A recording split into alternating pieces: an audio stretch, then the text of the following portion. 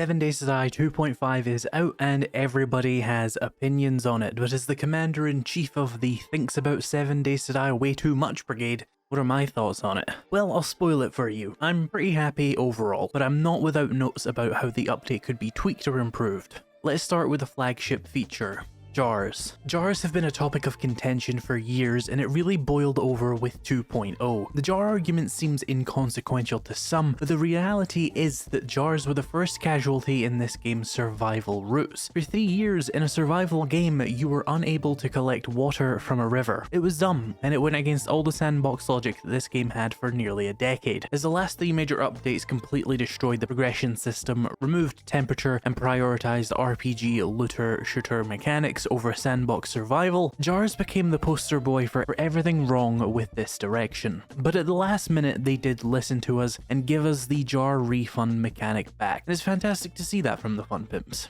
It pains me that TFP seems so genuinely annoyed by adding this back though. If you read Joel's forum messages, he's generally pissed at people for not trying the original vision before commenting. But Joel, we already know what we want. It's what we've had for 10 years before that. On Twitter, whoever runs that account is 0% refund rate's strongest soldier. They called the mechanic unbalanceable, which is amusing, and they're telling people to at least try 0% first to see if they like it. It's actually not that hard to make water makes sense while still being a concern. You can draw from this popular game called Reality for more info on how that works. Regardless of how much it seems to physically pain the developers to do what people asked for without fun-pimpifying it, fun-pimpifying being a word I use for over-engineering a simple idea until it feels completely underbaked and amateurish, but they did a good job here. How is the implementation? I would say 99% good. The new jar model looks great. They've introduced lower stack sizes for water to prevent the old issue of instantly getting 125 murky waters in 2 seconds, and the slower animation helps to balance it further, as well as the inability to craft them without the crucible. Then there's the dew collector. Originally, Joel mentioned it would likely need to be filled with jars. They even went as far as to create the apiary block, which uses a fueling system, but with flowers, to generate honey. This is the perfect framework for loading jars into the dew collector, but for some reason, it's just not a part of that mechanic. As a modder looking at the XML, it seems like it would be a simple copy-paste job from the apiary to the dew collector, because they've added a framework for these types of systems to be fueled. But currently, dew collectors are just an infinite source of jars because it generates water with jars on its own. But most of the people who wanted jars and jar refund rates probably don't want to ever build a dew collector again because we think they're stupid, mostly. So it probably isn't actually that big of a concern, but it's definitely a glaring exploit that should probably be fixed somehow. The best part of this update though is the fact that this can all just be toggled. People who want the internal logic can set it to 100% and leave it alone. People who hate inventory clutter can set it to 0%. This should be the philosophy moving forward. Put it all on menu toggles, and if your vision is as perfect as you think it is, Fun Pimps, then 99% of players won't touch those toggles anyway, and it won't affect their gameplay experience at all. Spoiler, in my poll of 5,000 people, only 4% chose to put it to 0%, which is the default. Isn't that interesting? Now let's move on to another mechanic. I'm largely fine with the smell mechanic. It adds a layer of management I enjoy in survival games, though it does feel a bit arcadey. The 10-second grace period for raw meat feels a bit trivial when you can just shove it back in a bicycle and then the smell vanishes. However, I do really like that zombies will now run long distances to get to dead animals, making hunting more difficult. If that's a challenge you don't like, you can simply turn it off, and since you can simply turn it off, I can't complain too much about it, since the game functions perfectly fine when you do turn it off. It is a completely optional side feature that was very well implemented. Let's talk about some of the other small things here. The apiary is a solid addition. I like having more stuff to build in my base. However, the bees spawning in when you access it does feel a bit fun-pimpified, but a smoker does solve the issue, so I'll just wait until I have smokers before I build apiaries. It's a minor issue, but it is just one of those things where I'm like, why though? What's that for? Distant storms are a fantastic addition. They add a sense of scale and make the world feel more dynamic and dangerous. Vehicle mods are a great addition as well. They're good for loot goblins who want to carry more shit, and they're good for visual customization of your vehicles, which is more why I like them. The third-person camera is a functional and well-implemented addition into the game, and they made sure to put a PvP toggle in so that it wouldn't ruin that side of the game. The UI changes are pretty good. I was fine with the old one, but moving the bars likely helps console players who sit further away from the screen more easily read the food and water bar. There's also been a bunch of balance tweaks, particularly that robotic turret ammo is actually now cheaper, and you die faster from starvation, though it takes about 14.5 minutes to die from starvation and dehydration at the same time, which I still think is very generous.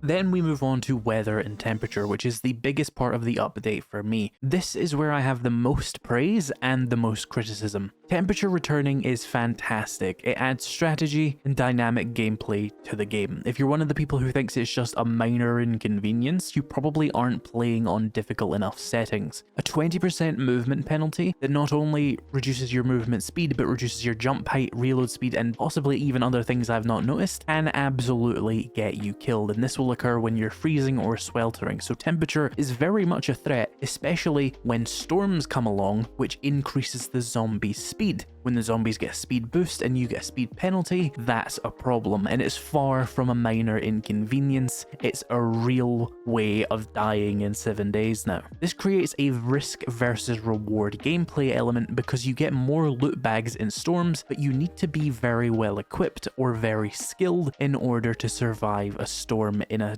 cold or hot biome and kill zombies at the same time. You need specific clothes, armor mods, or a burning shaft or a torch in order to stay warm, and making little bases throughout the biome so that you can have various places to defend yourself in these extreme conditions and stay warm or cool during storms is very much the kind of survival gameplay I've personally been waiting for. The storms reduce your temperature, generally, and they make zombies more aggressive, which adds a lot of much needed dynamic gameplay. You'll be running around in the snow biome just barely getting the hang of it as it is, thinking you're hot shit, and then the storm comes and throws it all upside down as you go from the hunter to the hunted. And to add to that, if you actually choose to fight in the storms, you get massively rewarded for doing so. This is just absolutely peak gameplay. It's like they're actually trying to make the game fun here. And all of that is made better with the fact that there are actual preparations the player can take to reduce the annoyance of storms in the form of clothing, which at its best will allow you to stand out in the storms for something like 3 minutes. However, the biome progression system that was introduced in 2.0 still feels amateurish. We now have actual biome hazards in the form of temperature, so this 2.0 system actually feels tacked on to that. When you go to the desert, you're not primarily affected by the temperature with biome progression turned on. The problem is actually choking on sand, and somehow drinking a smoothie stops you choking on sand. It doesn't make any sense. It's very much fun Pimpian again, assuming the player is a complete moron who can't understand why they're dying unless there's a literal timer on the screen. They think this is simple and intuitive, but it's not, and even if it were, simple and intuitive is not where survival games thrive. The genre thrives on the idea of fucking up, dying, and learning, and having very steep learning curves with deep mechanics. Now, I have some notes here on how to sand down these rough edges that I think would be pretty good,